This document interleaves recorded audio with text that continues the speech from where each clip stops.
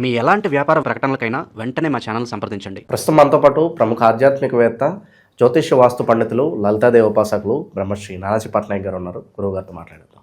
నమస్కారం గురుగారు. శ్రీమాత్రే నమః.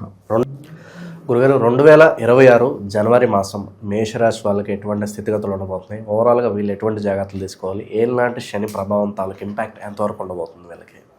ఫస్ట్ ఆఫ్ ఆల్ ఏంటంటే, ఈ మేషం వారికి ఈ యొక్క నెలలో జనవరి మాసంలో 3లో గురువు ఉన్నాడండి. 12వ స్థానంలో ఏలినాడు శని నడుస్తుంది వీరికి. మీరు అన్నట్టుగానే లాభంలో రాహు అండ్ భాగ్యంలో అధిక గ్రహాలు, మరలా మిడిల్ ఆఫ్ ది మంత్ నుంచి దశమంలో అధిక గ్రహాలు ఉంటాయి.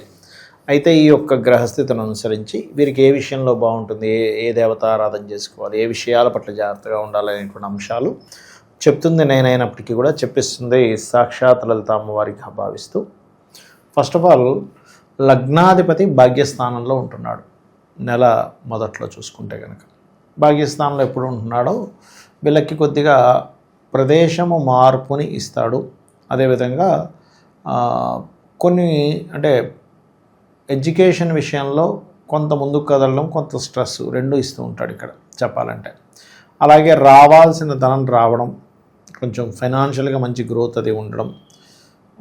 మిడిల్ ఆఫ్ ది జాన్ నుంచి అధిక గ్రహాలన్నీ దశమ స్థానంలోకి వెళ్తున్నాయి కాబట్టి ఇక్కడ వీళ్ళకి ఉద్యోగ అవకాశాలు ఈ నెలలో చాలా ఎక్కువగా ఉంటాయి. దానిలో ఎటువంటి సందేహం లేదు. కాకపోతే వీరు కాస్త ఎక్కడైనా అగ్రిమెంట్ చేసేటప్పుడు, ఒక కమ్యూనికేట్ చేసేటప్పుడు, రాసుకునేటప్పుడు ఇటువంటి విషయాల్లో ఖచ్చితంగా జాగ్రత్తగా ఉండాలి. అండ్ వీరికి ఈ నెలలో మిడిల్ ఆఫ్ ది జనవరి నుంచి ఏదైనా ప్రాపర్టీ తీసుకోవాలి అని అనుకునేటప్పుడు, అంటే అటువంటి ప్రయత్నాలకి చాలా బాగుంది. కాకపోతే సంతానం పొందేవారికి కొంచెం ఇబ్బంది ఉంది. రాజకీయ నాయకులకు బాగానే ఉందని చెప్పొచ్చు. అండ్ అదేవిధంగా మరొక విషయం ఏంటంటే, ఇక్కడ సంతానం కొంచెం దూరంగా పంపించడం, వాళ్ళు ఎక్కడో హాస్టల్లో జాబ్ చేస్తారంటే అక్కడికి పంపించడం, ఇటువంటివి ఎక్కువగా చూపిస్తున్నాయి. సర్వసాధారణంగానే వీళ్ళకి పూర్వజన్మ కర్మ అనేటువంటి దేంతో ఇంటర్లింక్ అయి ఉంటుందంటే అప్పులు ఇవ్వడం, తీసుకోవడం. సో ఎప్పుడైతే ఈ 6th లార్డ్ అయినటువంటి బుధుడు ఈ శత్రుగ్రహాలతో సంబంధాల్లో ఉంటున్నాడు, అంటే కుజుడు శత్రువు అక్కడ కాబట్టి కొంచెం పర్టికులర్గా వీళ్ళు ఎక్కడైతే జాబ్ చేస్తారో ఆ జాబ్ చేసే ప్రదేశంలో ఎవరికైనా అప్పులు ఇవ్వడం, ఇటువంటి విషయాల్లో కొంచెం జాగ్రత్తగా ఉండాలి. జాబ్లో కొంచెం కాంపిటీషన్ తత్వం కూడా ఎక్కువగా ఉంటుంది. అదేవిధంగా జాబ్స్ కూడా ఎక్కువగానే వస్తుంటాయి, దానికేం ప్రాబ్లం లేదు.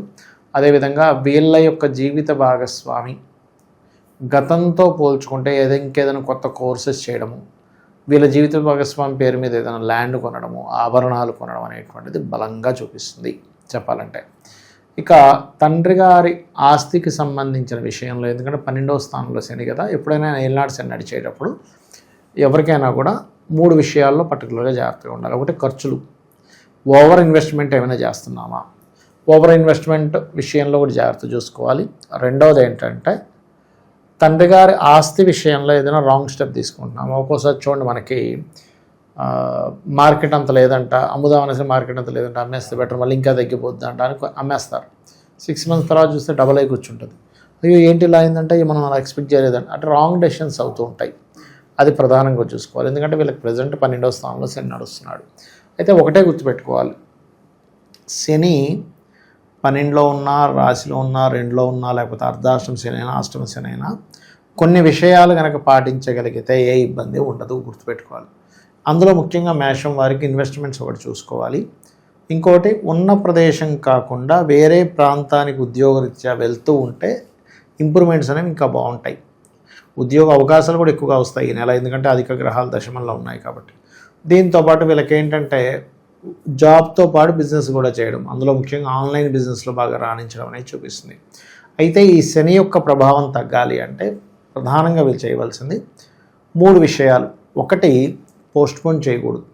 అస్సలు ఇవాళ చేస్తా అన్న పని ఈరోజు చేసేయడం, మళ్ళీ రేపటి కోసం పోస్ట్పోన్ చేయడం, మళ్ళీ రేపు తెల్లారిన తర్వాత ఇవాళ ఏం చేద్దాం, రేపు చేద్దామని వీళ్ళు దీంట్లోనే ఇరుక్కుంటారు. ఒకటి. రెండవది, ముందు వెనక ఆలోచించకుండా ఎందులో దానిలో డబ్బులు పెట్టేద్దామని పెట్టడం, అలాంటివి చేయకూడదు.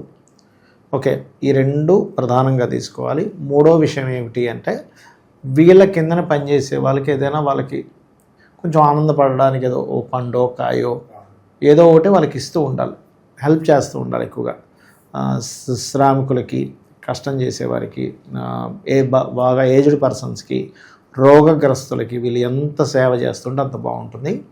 ఎప్పుడైనా సరే ఒకటే గుర్తుపెట్టుకోవాలి, ఏలినాడు శని, అర్ధాష్టమి శని, అష్టమి శని ఆర్ శని మహాదశ నడుస్తున్నా కూడా ఎక్కువగా హోమాలకు ఎక్కువ అటెండ్ అవుతుండాలి. ఎందుకంటే శని కాళ్ళకి కారకుడు, శని రోగాలకు కారకుడు, కఫానికి కారకుడు శని. ఇప్పుడు ఏమవుతుంది, అందుకే చూడండి ఎవరికైనా ఏలినాడు శని వచ్చినప్పుడు కాళ్ళ నొప్పులు వస్తుంటాయి లైట్గా, లేకపోతే డిలే అవుతుంటాయని మందుడు అంటూ ఉంటారు. ఈ జాగ్రత్తలు కనుక తీసుకుంటూ శనివారాలు పర్టికులర్గా black colour blue colour avoid చేయాలి సాటర్డేస్. ఎందుకంటే ఆల్రెడీ అది నడుస్తుంది, వాళ్ళకి బ్యాడ్ టైం నడుస్తుంది. అంటే స్లో మూమెంట్ టైం, బ్యాడ్ అంటే బ్యాడ్ ఏం కాదు. మనం చాలాసార్లు చెప్పాం, సీఎంలు పిఎంలు చేశాడు, మీరు చేసే చిన్న చిన్న విషయాలకి ఎందుకు భయపడతారు అని. కాబట్టి ఇంకొంచెం దానికి కనెక్ట్ అయ్యేవి ఎక్కువ చేస్తూ పోతాయి. అంటే ఎలా అంటే చిన్న ఎగ్జాంపుల్ అండి, ఒక వ్యక్తికి బాగా కొంచెం చల్లోకి వెళ్తేనే కొంచెం ముక్కు పట్టేయడం, జలుబు చేస్తుంది. అలాంటి వ్యక్తి చల్లోకి వెళ్ళి ఐస్ క్రీమ్ తింటే ఇంకొంచెం డబల్ అవుతుంది. ఆ రకంగా ఏంటంటే వీళ్ళు ఈ యొక్క విషయాలని గుర్తుపెట్టుకొని ఆ రకంగా మెదిలినట్లయితే మేషం వారికి ఈ జనవరి 2026 జనవరి మాస ఫలితాలు అద్భుతంగా ఉంటాయి. స్త్రీకారక ఇబ్బందులు ఏమైనా ఉంటాయా? స్త్రీలతో ఏమైనా జాగ్రత్తగా ఉండాలి, వాళ్ళు అంటే కాంట్రవర్సీలో నేర్చుకోవటం కొంచెం ఉంటుందండి. ఎక్కడ అంటే వీళ్ళు చేసే ఉద్యోగంలో ఉంటుంది. ఎందుకంటే శుక్రుడు వెళ్ళి దశమ స్థానంలో శత్రు గ్రహాలతో ఉన్నాడు కదా, వీళ్ళకంటే వీళ్ళ జీవిత భాగస్వామికి, వీళ్ళ కుటుంబ సభ్యులకి ఎక్కువగా ఉంటుంది చెప్పాలంటే. కాకపోతే వీళ్ళు ఏంటంటే ఈ రాశివారు ఎక్కువగా గణపతిని, సూర్య నమస్కారాలు ఎంత చేస్తూ ఉంటే అంత స్త్రీ సంబంధమైన ఇబ్బందులు తగ్గుతాయి. అంటే సన్ యొక్క ఎనర్జీ ఎక్కువగా ఉన్నప్పుడు శుక్రుడు యొక్క ఎనర్జీ తగ్గుతుంది. మౌఢ్యమే అంటారు, అందుకే చూడండి ఇప్పుడు కూడా మనకి మౌఢ్యం నడుస్తుంది. అలా శత్రువుల పరిస్థితి అండి గురుగారు, నరఘోష, నరదృష్టి, దీని తాలూకు ఇంపాక్ట్? బిజినెస్ కాంపిటీషన్ శత్రువులు ఎక్కువగా ఉంటారండి. బిజినెస్ కాంపిటీషన్ శత్రువులు, బంధువర్గంలోనే లేదా అన్నదమ్ములే, అక్క చెల్లెలు, అన్నదమ్ములు, సొంత సహోదరులే శత్రువులుగా మారుతుంటారు. వాళ్ళు ఏదో మన గురించి ఎట్లా అంటే సైలెంట్గా చేస్తూ మన ముందు బాగానే నవ్వుతూ ఉంటూ పక్క పోయి మన గురించి ఏదో చెప్పడం, మనం పిచ్చెక్కిపోవడం, ఏంట్రా బాబు ఎవడు చెప్తున్నాడు మన గురించి ఎట్లా కానీ, అదంతా పైశాచిక ఆనందం. అదంతా కూడా నాకైతే అలాంటి వాళ్ళని చూస్తుంటే మెంటల్లీ డిజార్డర్ పీపుల్ అనిపిస్తుంటుంది నాకైతే. అట్లా చెప్పుకునే వాళ్ళని చూస్తుంటే ఇంకా మనం జాలిపడ్డం తప్పితే ఏం లేదు అలాంటి వాళ్ళని చూసి. ఇక విశేషంగా ఎటువంటి పరిహారాలు, దైవారాధన, ఇంకెటువంటి క్షేత్రాలు విజిట్ చేస్తే బాగుంటుందంటారు వీళ్ళు? ఒకటేనండి, ఇక్కడ వీళ్ళు గణపతి ఆలయాలు ఎక్కువగా విజిట్ చేస్తుండాలి, సూర్య ఆలయాలు ఎక్కువగా విజిట్ చేస్తుండాలి, బాగుంటుంది. ఏలినాడు శని కాబట్టి కొంచెం నరసింహస్వామి ఆలయం, లేకపోతే ఆంజనేయ స్వామి ఆలయం, సుబ్రహ్మణ్య స్వామి ఆలయం, సర్ప ఆలయాలు, రావి చెట్టు చుట్టూ ప్రదక్షిణం చేయడాలు, ఇవి చేస్తూ ఉంటే బాగుంటుంది వీరికి ఈ మాసంలో. ఓవరాల్గా మేషరాశి వాళ్ళకి జనవరి మాసం ఏ విధంగా ఉంటుందో చాలా బాగా వివరించారు. ధన్యవాదాలు. శ్రీమాత్రే నమః.